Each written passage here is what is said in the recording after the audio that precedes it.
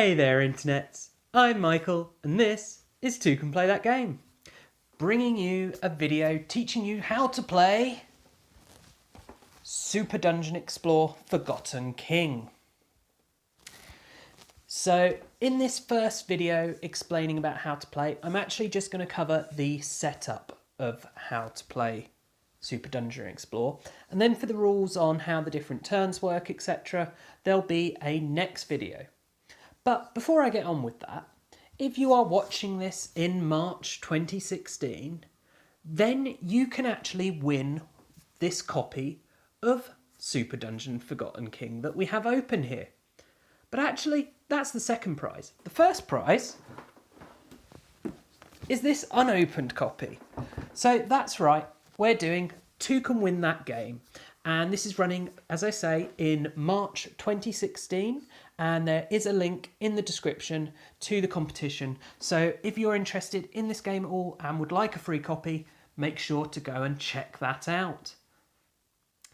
So with that out of the way, let's talk about Super Dungeon Explore. Well, what is it?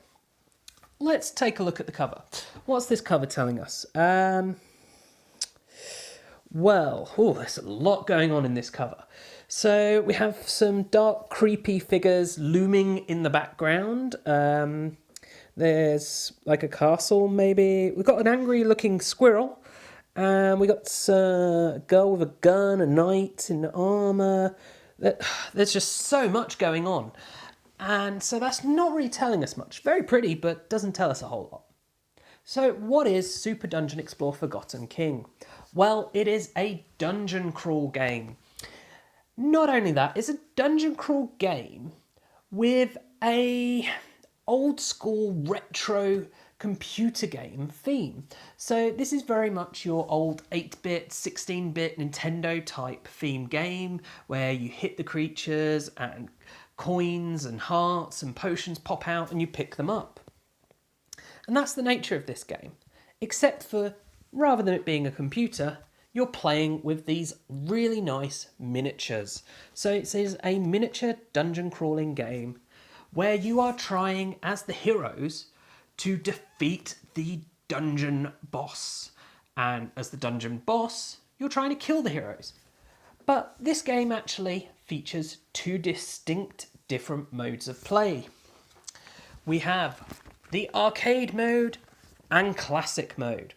Now, in classic mode, this refers to the first Super Dungeon Explore game, whereby one player has to play the dungeon boss, who is called the console, trying to kill those heroes.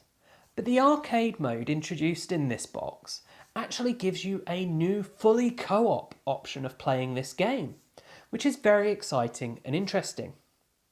So, why don't we take it to the table and I can show you how to set up to play Super Dungeon Explore Forgotten King.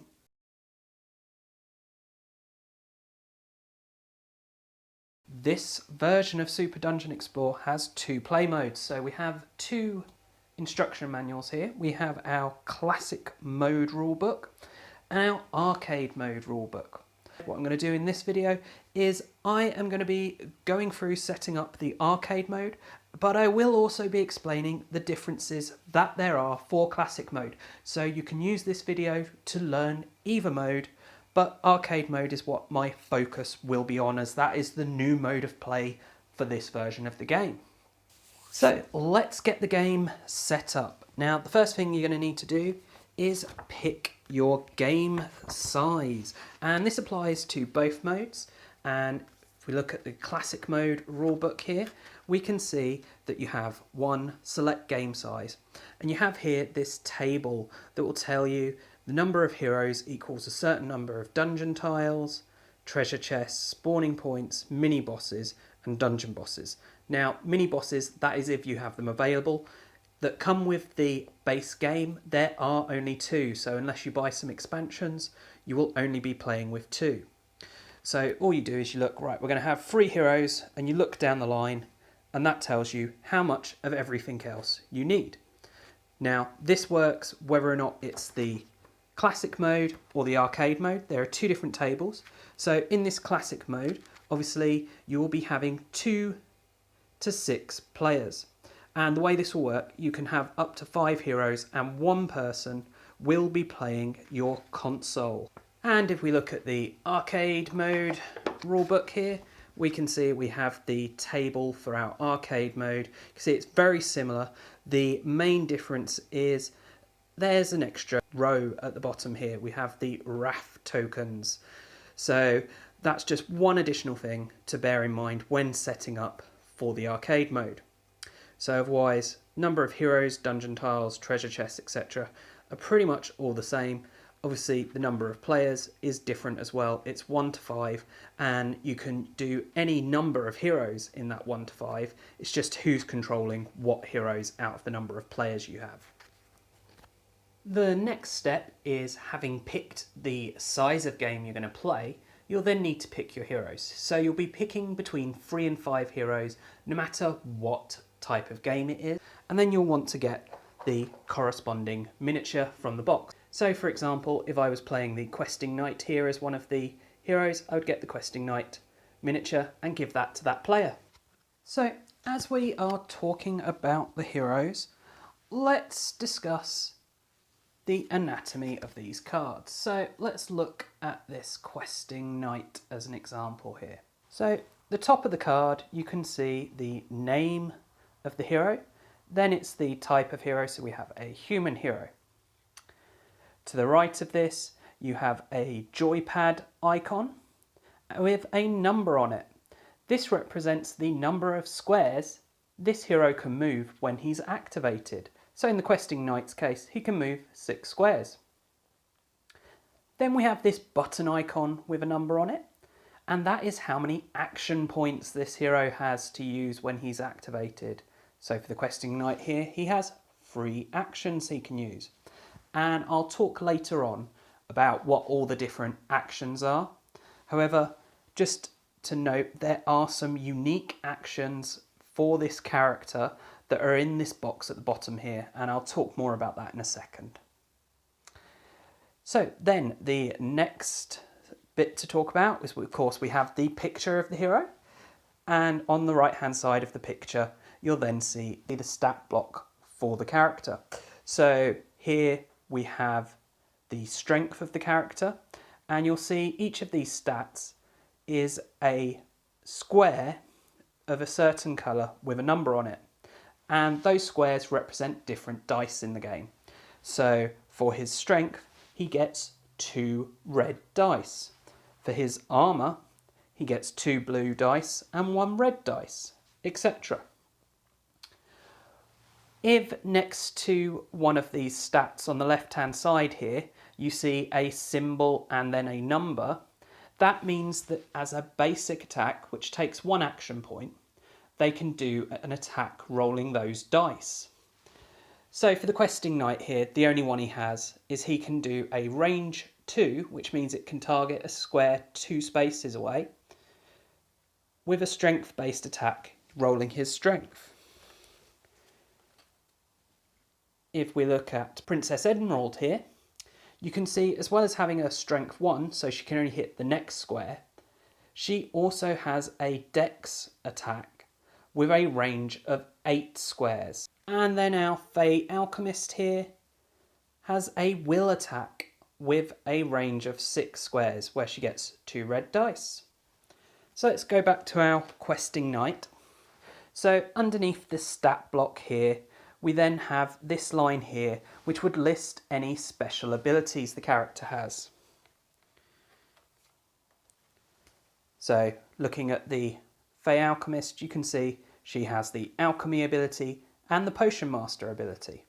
Now, any abilities are detailed on the back of the card, so I'm not going to go through them all, and you can read those for more information on what each of those does. The crystals to the left here are what that hero has an affinity to, and there are some items and some special abilities that will work off of what colour crystals the character has. Now, if they've got 2 different colours, they have affinity to both of those. Then on the right here, you get the health this hero has, so that's how many wound tokens it takes to kill this hero. Then, underneath that, in the bottle, you have how many potions this hero can carry. This is a limit of number of potions they can carry at any one point. Then, as I said, in the box at the bottom here, you have special actions that are unique to this hero. Now, the actions may have a button symbol with a number on, and that means that they take action points to use. So, for example, with the Questing Knight here, he has 2 attack abilities. So you can see this top one uses 2 action points, and this second one uses 3 action points. Some heroes, such as Princess Emerald here, rather than having a red button, which means that it's an attack ability, will have a blue button. Now, this means that it's a support ability and that it does not cause damage. So if it's a red button, it means it will damage whoever it's targeting. If it's a blue button, it does not cause a wound. The other things you might see on here is a potion bottle with a number. Now, this represents they can drink a potion to trigger that effect. Now, they can give their potion to another player to use. It's important to note here there are different colours of potions. There are green, red and blue. So the blue potions give you a support action, and this is an action that you can only use in your turn. So blue potions you can only use in your turn. The red potions represent that they are an attack action, so you can use this potion to perform an attack. Finally, we have these green potions. Now, these are reaction potions that can be used during anyone's turn, even during the console turn. The next step in setting up the game is for you to select monsters.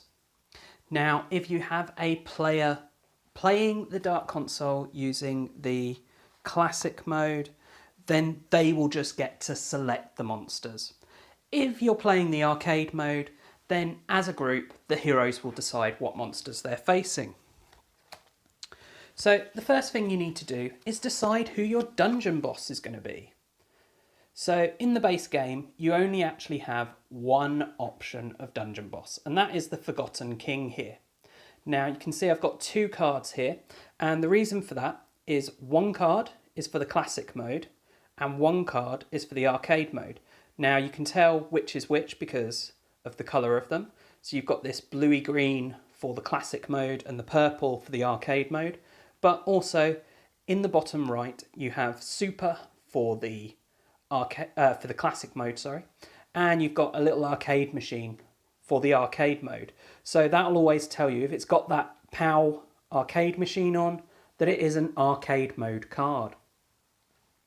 So first thing to do is all your monsters, just get rid of the deck of cards you don't need. So we're going to be setting up for an arcade one. So I would get rid of all these bluey green ones. We then put our card for our boss down to start our spawning pool. And then you'll want to get the model for that. So here we have the Forgotten King model. So I'll just add that onto the card there. The next step for picking monsters is to pick your mini bosses. Now again, in the base game that we have here, there is only 2 mini bosses, and you will always use at least 2 mini bosses. Therefore, you'll be using all the mini bosses available, and you don't actually have any choice unless you buy some expansions. So we have here Trent and Bashful Boris as our mini bosses. So we'll add these to our spawning pool. And of course, that means we need to get the miniatures out for those as well. So here we have Boris and then Trent. Next, you need to pick your spawning points. Now, remember that the number of spawning points you will have is dependent on the number of heroes. So we're actually going to be setting up a 3-hero game in arcade mode, which means there'll be 3 tiles and it means there will be 3 spawning points. Now, in the game, there are 2 spawning points, but if you had other expansions or the original Super Dungeon Explorer, you could use spawning points from those. So the two we have available are Old Growth Hollow and Bramble Knight. Now it's important to note that there are some spawning pools that are paired spawning pools, such as our Old Growth Hollow here. So you can see at the top here we have Old Growth Hollow, underneath it says paired spawning point. What that means is that these come as a pair. So if you're going to use one Old Growth Hollow, you actually have to use two. So with us setting up a free tile game, we will actually have to use two Old Growth Hollows and one Bramble Knight spawning point, because that just says spawning point, it doesn't say paired spawning point. So we will add these to our spawning pool and get the corresponding miniatures. So we need two of our Old Growth Hollows and one of our Bramble Knight here. And we just add those to the cards. The next thing we need to do is each of these spawning points actually says on it what cards that you then need to get from the rest of your monster cards, and also the models you'll need. So how many models you are adding to your spawning pool. So obviously we have the two cards, so we'll need to get out models and cards corresponding to both the Bramble Knight and the Old Growth Hollow card. Now obviously there are two of these Old Growth Hollows, however we only need to get one of each of the cards and one of each of the spawning pool, because that already takes into account there being two. So for our Bramble Knight, we need to add our Executioner's card and our House of Frog to our spawning pool. And then we put out the corresponding miniatures. So for our House of Frog, we put two of these Frog Knights. For the Executioners, we place one Executioner and four of our Billmen here. Then the cards we need for our Old Growth Hollow, we have our Willow of the Wisps, our Herbalists, Little Sprouts, and Hungry Sprouts. And we'll then need to get out the corresponding miniatures for those. So that is all of the monsters for the spawning points. Next, you have to pick your creeps. Now in this box there is only one creep provided, and that's the Rabid Skrill. You can tell it's a creep because it says underneath the name creep. So we need to add 6 models for this Rabid Squirrel to our spawning pool. Now these will not spawn from our spawning points, but instead they might spawn as part of an environment effect. The next step in setting up the game is to build your dungeon. So if you are playing the classic mode and someone is playing the console, they'll choose the first tile of the dungeon from the 6 available, and they are double-sided.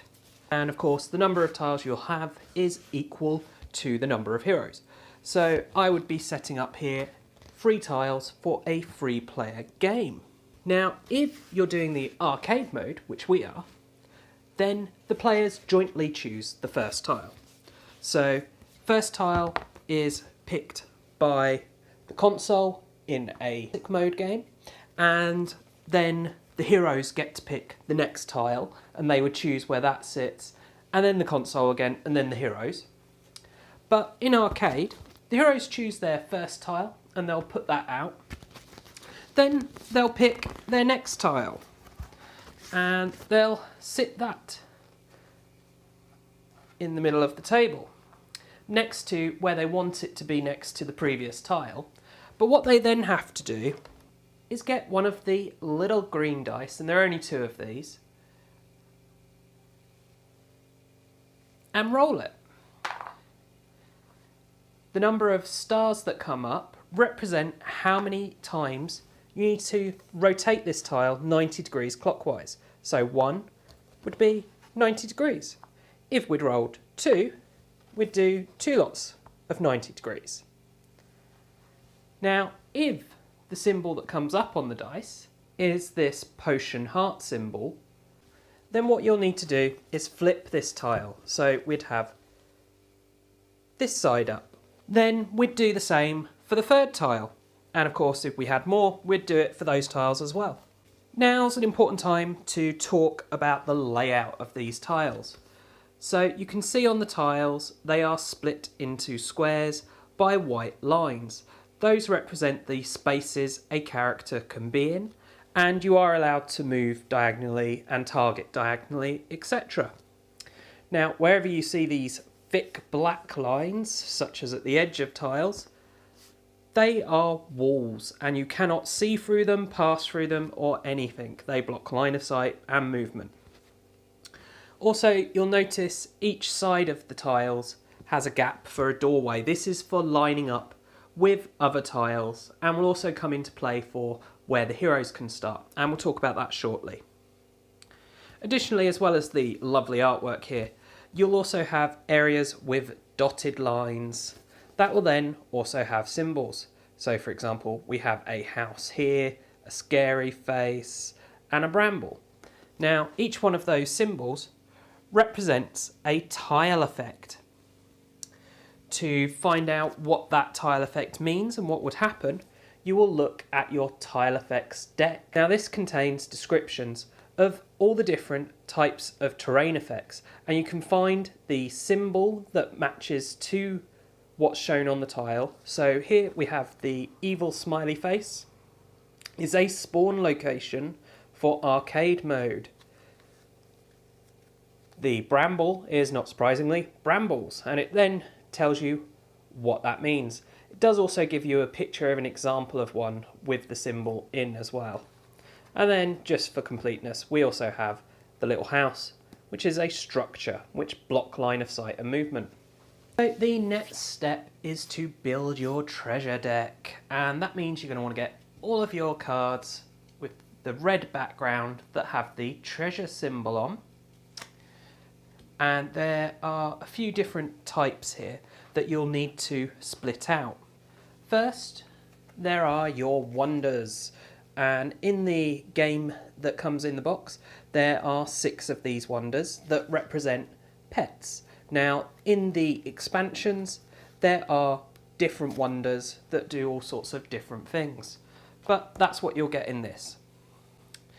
Also, you have Boo Booty cards, which you can tell because they have pictures of treasure chests on and will say booty on them, and there are 6 of these in the game. Now, if you have expansions or other editions of the game as well, you may have more to choose from, but with the base one, there are just the 6. And then you also have character equipment, and you can tell character equipment because it has a picture of a character such as the Forgotten King here and Boris here, and these are special items. Now, normal items will look something like this. So before I go into how you actually are going to construct your treasure deck, let's talk a bit about the types of treasure you have. So here we have 4 basic treasures. Now, the treasures will have one of 4 gems on them. So we've got the green, the blue, the yellow, and the red. Now, the importance of these gems is that it dictates where you can equip them to. So when you equip any piece of equipment, you'll take your hero card, you'll have that sit down there, and on the hero card, there are gems on the different sides. So at the top you have a red gem, then a green, blue, and yellow. So that dictates where that piece of equipment goes. And you can only have one piece of equipment in each slot. And you'll simply slide the gem so it disappears under the card, and all you see is the description. So each hero will only ever have a maximum of 4 items equipped. Now, what these items do is different for every item, so I won't go into a lot of detail. However, what the majority do is they give you extra dice to one of your statistics, such as will, strength, or armour. Now, obviously, these ones here are a bit different. So these Boo Booties, when these come out, it means that your treasure is that the treasure chest was actually a monster. So you will replace the treasure chest miniature with a Boo Booty miniature. And you'll then also need to get the monster card out for that type of Boo Booty. So you can see here we've got Booty Biter, Bouncing Booty and Booty Grinder as different types here. And then obviously your pets or wonder cards are different than your standard armours. Now these character ones are just specific to heroes. So with these you'll only be using character cards that you are using characters. So in this case we've got Boris as one of our mini bosses, so we can use him, and our main boss is the Forgotten King, so we can use his cards. Obviously if you're using ones from expansions, you will be if you're using different bosses from expansions, you'll probably have different cards that you can choose to use. So to build this deck actually varies depending on whether or not you are playing Classic or Arcade. So in Classic mode, the console will first choose 3 of the cards you have available that have a person's image on to include in the treasure deck. And then they'll also include 3 Boo Booty cards. So let's say console chose those 3 and then those 3. And so that would be the starting basis of the treasure deck. Then the heroes would choose 3 of their choice. Now in this game, if you don't have any expansions, there are only 6 Boo Booty cards, so you will always include all of those. However, you do have a choice with these character cards. Now, if you are playing the arcade mode, then the players choose all 6 of the character cards and all 6 of the Boo Booty cards. That's the only difference, rather than the console picking half and the players picking half. The next thing to add in would be wonders. Now, it doesn't matter what version of the game you are playing, it is the heroes who get to pick the 6 wonder cards to be included. So then, in both ways, we have our start of deck that has our wonders, Boo Booties and character cards. To that, we add 24 normal treasure cards. Then we'll need to give this a really good shuffle, and that is our treasure deck ready. The next step is to build your loot deck. So that means getting hold of your blue-backed treasure icon cards, and these are your loot cards. And in this box, there is just the right amount that you need to play with, so you'll just want to shuffle that up and your deck is ready to go. If you had others from additional sets, you could add those in as well. Then you want to build your Explore deck, which is these little cards here, mini cards, with this background. And in this deck, there will be 12 cards with the Forgotten King on. Now, each dungeon, each box will have different unique cards for that boss. So be sure you're using the right cards for your dungeon. Now obviously if all you have is Forgotten King, then you just use all the cards available, shuffle them up, and your Explore deck is ready. Now this is where the 2 setups start to change a lot. Let's start with our arcade that we're going to be setting up. So the next thing you need to do is build your command deck. And that is your cards that are purple mini cards with the arcade machine on the back. And these represent the command cards for the monsters. So you'll just use all the ones in the game and shuffle them up. In arcade mode, the next step is to place the heroes in the dungeon. So let's say this was our starting tile here, and the next tile went off the side here. The players will take the start marker, which is this little circle one with like a power symbol on, and they will place this within 4 squares of one of the doorways that is not connected to another dungeon. So for instance, it cannot be placed within 4 squares of this doorway here. However, any of the other 3 doorways, they could place it. So let's say they go 1, 2, 3. So closest they can get without being within 4 of that doorway is to place there. Once you have placed that start marker, you then want to place the miniatures for your heroes. Now, each miniature will need to either be on or adjacent to that start marker, and diagonal does count as adjacent. So Princess Emerald could go there, we could put the questing knight there, and then the huntress could go there. Obviously we can't put them the other side of the wall because the wall prevents it being adjacent. We then do populate the dungeon for arcade mode.